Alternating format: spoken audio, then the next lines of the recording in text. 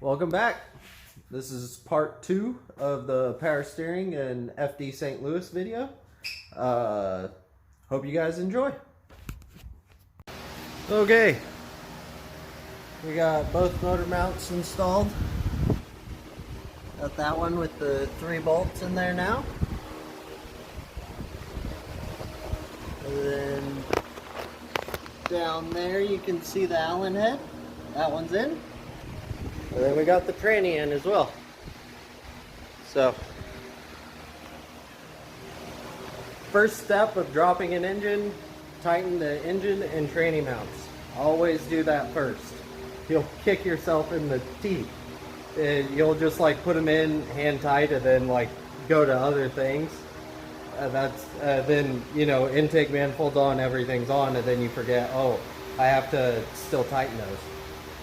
So I've learned the hard way.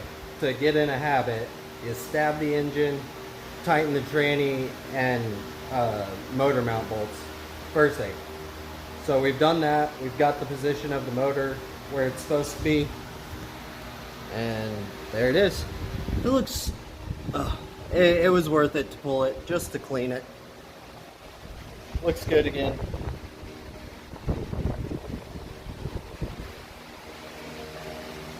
So it's like 10:30 at night. Probably gonna call it a day.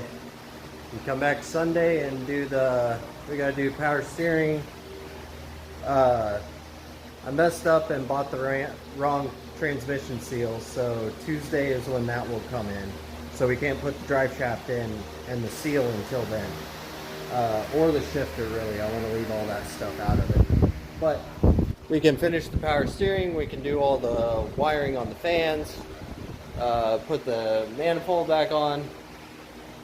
We got a lot of stuff to do tomorrow.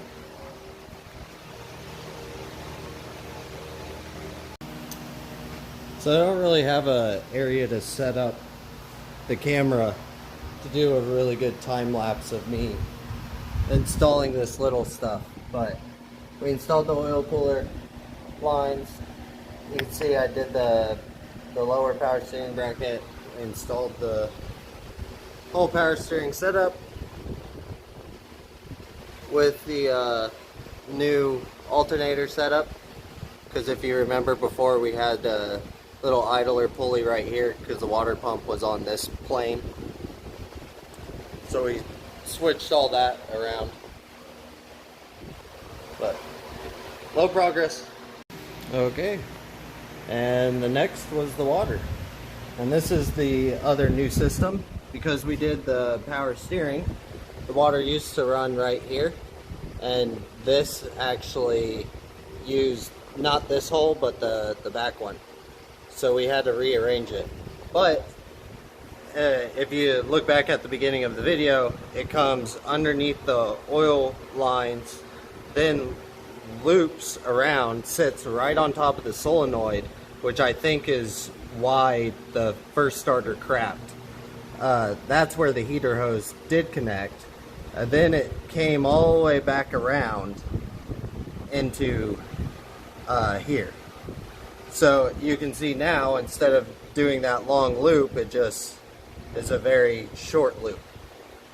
And the heater is a little longer, but it's just straight shot. And then this is a shorter hose. And this had a connector in it originally. And then this had 1, 2, 3, 4 splices in it. So this is way more reliable setup, and I think it's going to work out great. You can see the little bracket we made,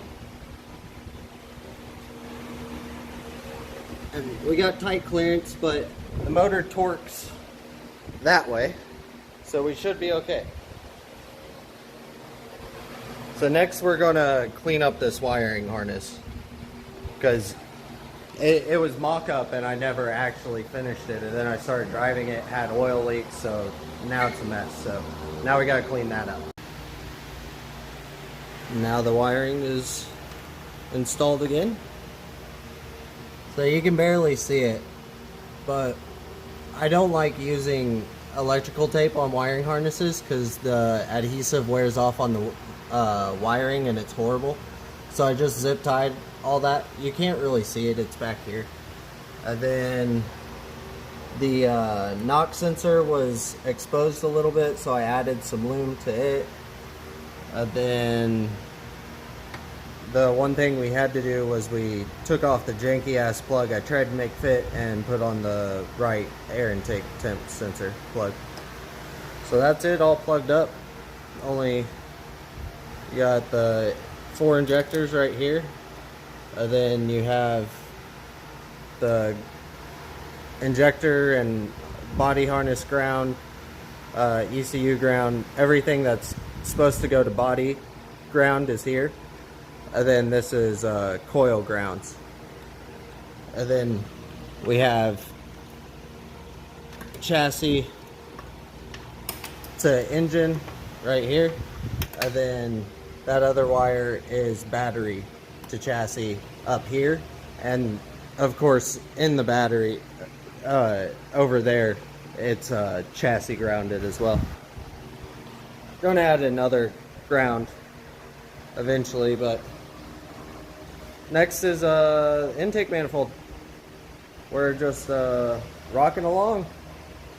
Once we do the intake manifold, we can grab this reservoir that we're going to use for the power steering, and we're going to mount it right here, and then it will just be a 90-degree fitting out and then straight into there. So I don't know if it's because I've had to take it out so many times or what, but I'm trying to kind of make it better each time. What do we do? So that bracket I added to hold this wiring harness up so it's not hanging on itself anymore. And we got the manifold on, as you can see. So next I think I'm going to mess with the power steering. See how that goes. Okay, so I was way too beat last night to film when I went home. But I finished all the power steering lines. And then this morning I came in and I just went to work because I came in a little late. So I forgot to film it, but we'll show what we still can. I got the radiator already in, but you can see there's the 2 lines I was talking about, which is the low side, and it's going right here on the firewall, and then it goes to this little brake line bracket that I got off the G, and I just did 2 zip ties there on the Y, and it's plenty strong enough. And so we got those 2 into a -6Y, and then that runs along here. I'm going to put another bracket right here and zip tie this to hold it up here so it doesn't block that pathway. And then we go under the car. I had to take out that brake duct, like I said, and we got the new cooler there. There's the block it's sitting on. This bolts to the block, and then the fan bolts to the block. It is very stable. So in here we can see this line is the one coming from the Y, and then this line goes up to the actual tank, which is right up through this hole. And we got the radiator fans bolted on instead of zip tied now. And I made a couple better brackets, so it's all bolted on. That's still kind of janky, but it does the trick. And then come up to the power steering reservoir and little bracket I made. It's just 16th steel, and I fabbed it. Basically I cut it out first, shaped it, drilled the holes, and then bent it. I got 2 M6s and then 1 M6 Allen. And then on the back we got 1 M6. So that power steering comes from the cooler comes up here and then goes in to the reservoir. You can see my throttle body. We have clearance, so no problem. And then that's the drain, or the feed to the pump. So it goes up, it does come up, but this point is about this high on the tank, so as long as the tank is half full, it will have no problems. And it goes right into the pump. And then the last, everything with taking out the engine, I really took my time this time, where last time I was so upset the engine broke that I just wanted to get the engine back in it. This time I really took my time. I think I spent, probably close to 2 hours, not an hour, adjusting it before I finally tightened everything. And because I did that, I was able to push it back where it was supposed to be, where this last time apparently it was up a little bit, maybe a quarter of an inch, but that really makes a difference. So all my mock-up before showed that this overflow tank was going to hit even with me shaving it down. And I don't know if you can see, but it doesn't hit at all. There's a full finger distance in between here, so even under hard braking it shouldn't move that 3/8 of an inch, maybe even a half inch, I don't know. So we didn't have to modify anything. This just bolted up and we're good.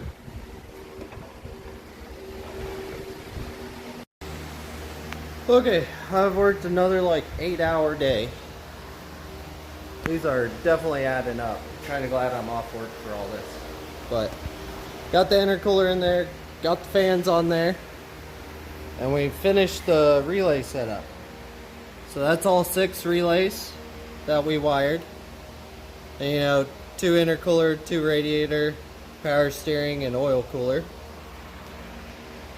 And then we have it all ran. They're all plugged in except for the radiator. I just didn't want to. I'm tired. The only thing left is we need, this is air intake temp, this is coolant temp, and then we need oil temp. And those are all outputs from the haul tank. Which again, you remember a couple minutes ago, down there, right there, is the sensor for the oil temp. So that still needs to be plugged in, but the wire is ran down there. So, made a lot more progress, but it's a lot of work. It just, you can't even documenting it, it just, because I'm not filming 24/7, you just can't. There's so much work and it just doesn't seem like it, because it pretty much looks the same. But that relay setup I like. So we got all the relays right there. So I'm gonna go home. I've got bleed the brakes one last time. I think there's some air stuck in one of these lines, or maybe the portioning valve.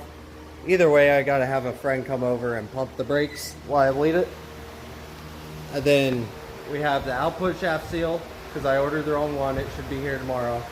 And then reinstall the drive shaft, the shifter. And then we need to do these 3 lines. We need to wire the one inside, bring it out, and then we'll solder those 3 to the wiring harness that I have. It's underneath the car somewhere. Then put the clutch master on. Probably 3 or 4 more hours.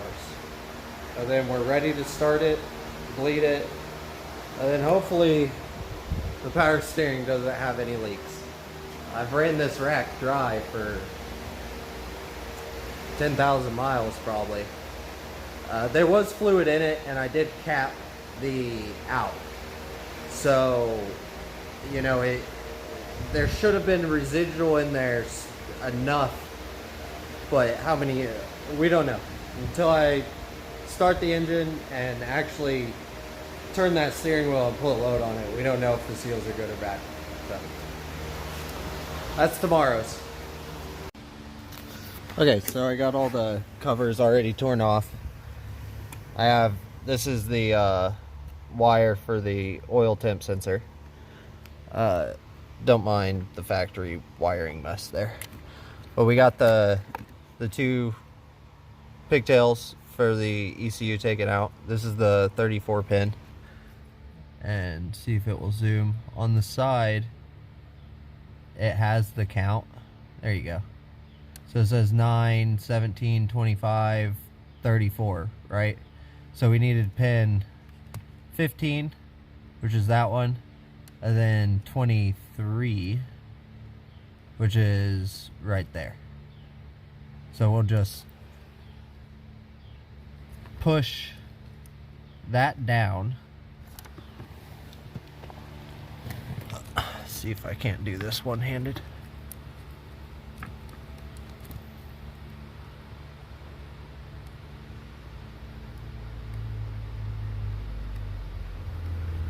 You either push this down or you push the other side down. Yeah, you push that down, you heard the click. So now all the pins are technically free from the keeper. So this was the input, which was pin 15.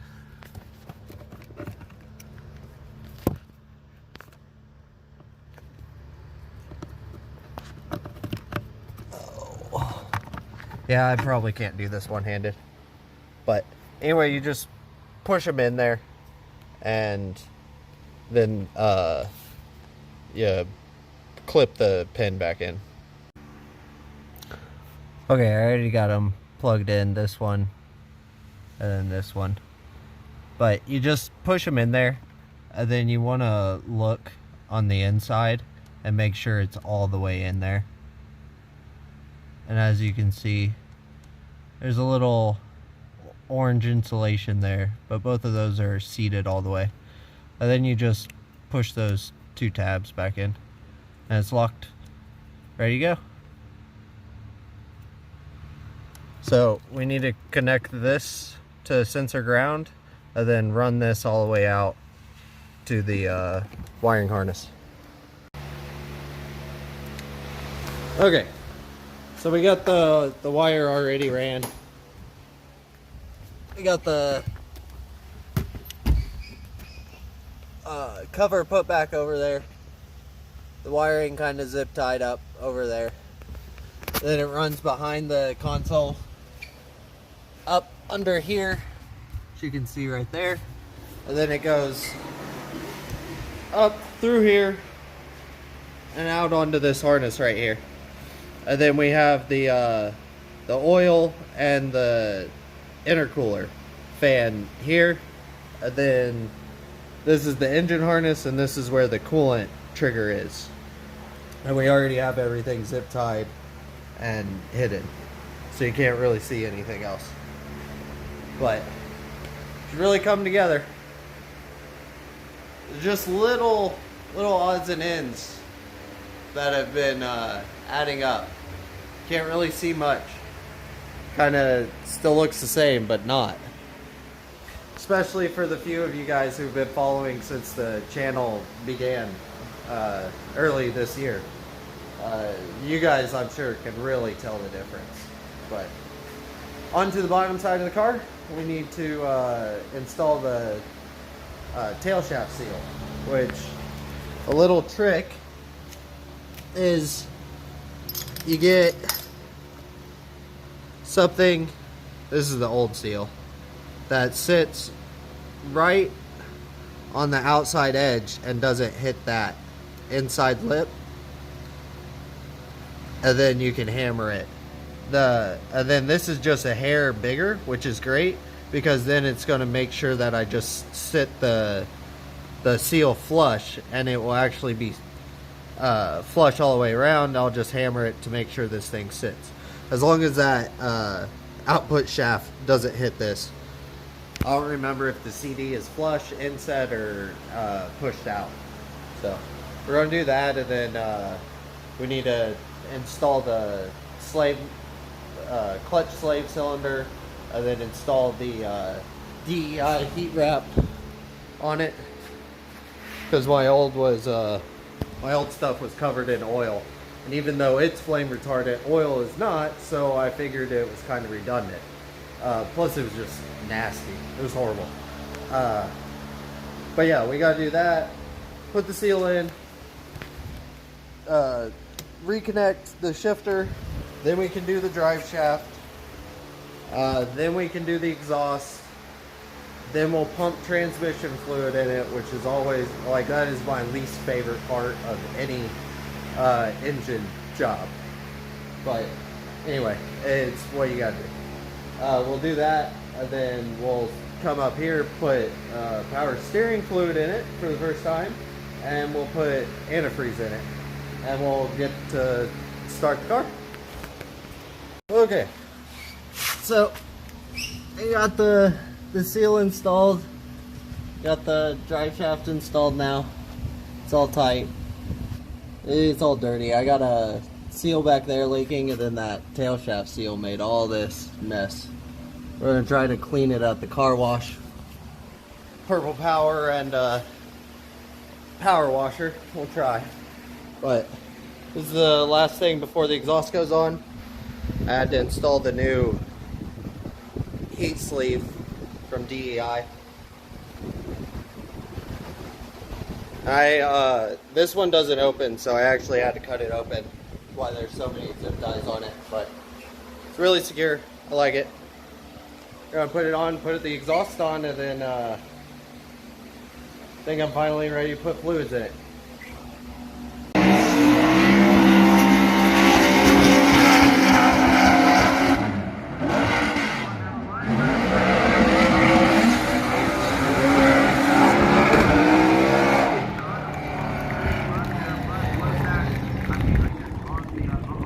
Nothing, but obviously waiting to battle is a little bit difficult, but you know, it's always kind of a gift, a blessing to get that 32 win with a bye, and then you just kind of mentally get ready for this hot station battle. And going against Jeff, I knew he's been really consistent. He's been driving really well this weekend, but we just had a little bit more than him on both runs. So we're moving on to the grade 8 against either Odie or Zai. So we'll see who wins that one, and we'll get after him. What would be your choice?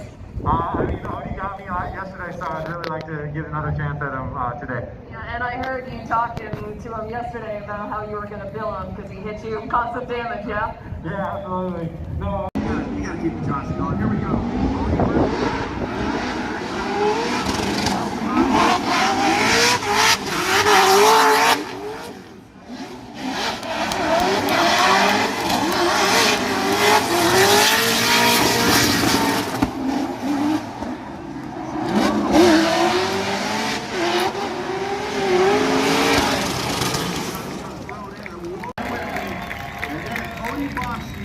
We're ready to send it for the final time here tonight. Two times technically, because each driver will lead. Third place has been decided. Ryan Turk back on the box.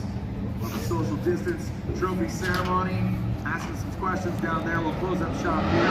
Ryan, again, in just a few weeks, we will be partying in Seattle, Pacific Northwest. And the nitrous purge out of the hood of the BC Racing Mustang. Here we go. The lights are extinguishing. The finals are here. Let's send it. St. Louis. Round 2 exposure. World Championship.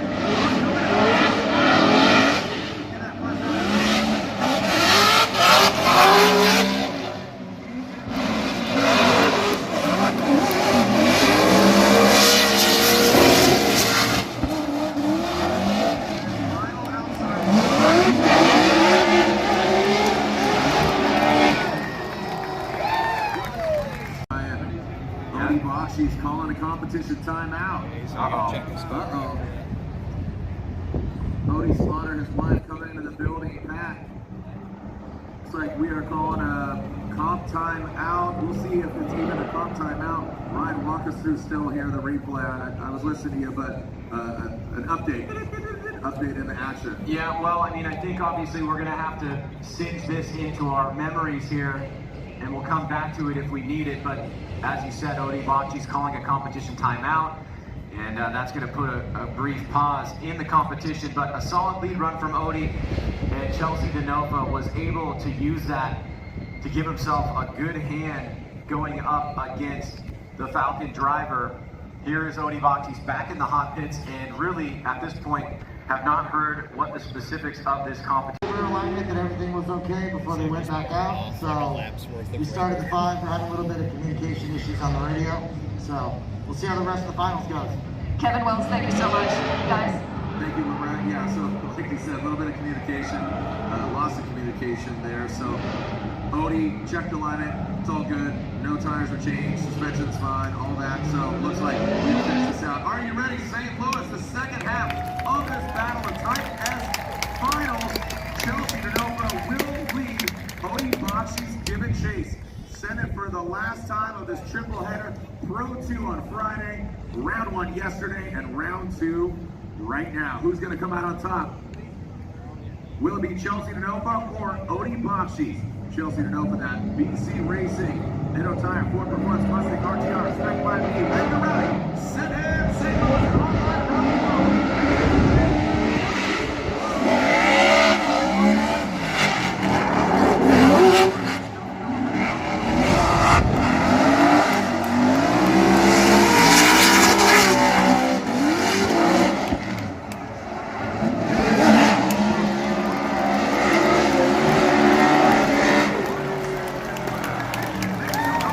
his camp at all, but you know, we've seen close to incomplete for this action right there. You see that? It's almost straight for a long period of time, and that may be too much to overcome, and you know, that's why we would just want to raise that, to put that in everybody's minds about how the judges might be thinking about this. Well, if we have a winner, we'll bring him right down up front. Ryan, I think you might be right. And man, talking about being right, if DeNova wins this, his strategy, his joie de vivre, his wusa, whatever you want to call it, might have worked out tonight. Or did Odi Bocci do enough to get it done here in St. Louis for round 2 of the Formula Gym Pro Championship? Our doubleheader, I think it was a success. Mind you, my hands are really soft. I'm just the announcer, man. My hands are not dirty. Hats off, round of applause for all of our hardworking teams, crews, drivers, everybody, Formula Gym staff. I would say the doubleheader is definitely a success, and we have a winner. We'll bring our 3 winners right down up front. We'll bring our 3 winners right up front of the stands. Ryan and I will close out the show up here in the stands, and then a little private ceremony of the trophy ceremony down. How we doing, St. Louis? You guys have some fun tonight or what? This week we'll see you guys in Seattle. Who do you guys think won? Was it Chelsea DeNova? Or was it Odi Bocci? What an incredible day of some drifting. Ryan, do you think you know who it is? Yes, I do. I do. Don't tell anybody just yet. Okay. All right. I don't know yet. I actually don't know yet. It's coming in. Oh, you didn't wait for the envelope. I didn't hear it. I didn't hear it yet.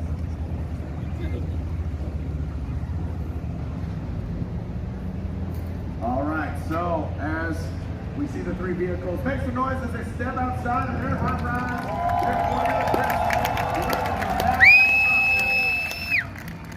Thank you all our friends for tuning in. Rock Jerry, thank you for tuning in. To be on the family, I'll see you guys tomorrow. Steph, Parker Tyson, Jason, Nicole, Dash, Eva, Ashley, and Davis. Here we go. Make some noise for 3rd place here at round 2 in the Formula Drift Pro Championship. Behind the wheel of that Gum Out Toyota Racing Toyota Corolla hatchback, back on the box. From New Hampshire, 3rd place, Ryan Turk.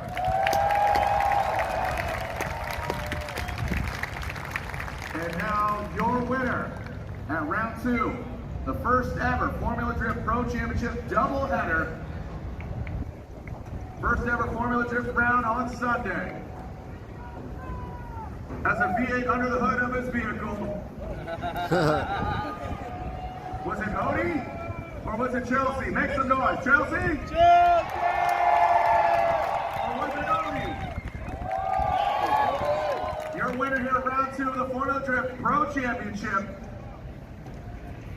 unanimously, is Chelsea to Dover. Chelsea to Dover takes the win in the BC Racing Marathon of Ford Performance Mustang RTR Spec 5D. Here at Worldwide Tech.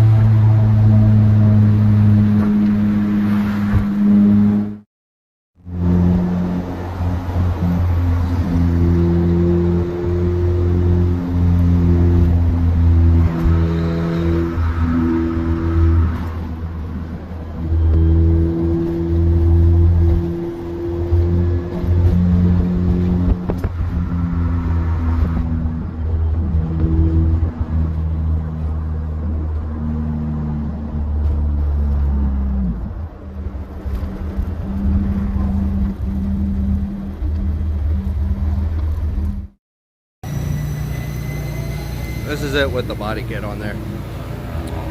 Just doesn't fit with the trailer. This is a LS3 swap crate engine.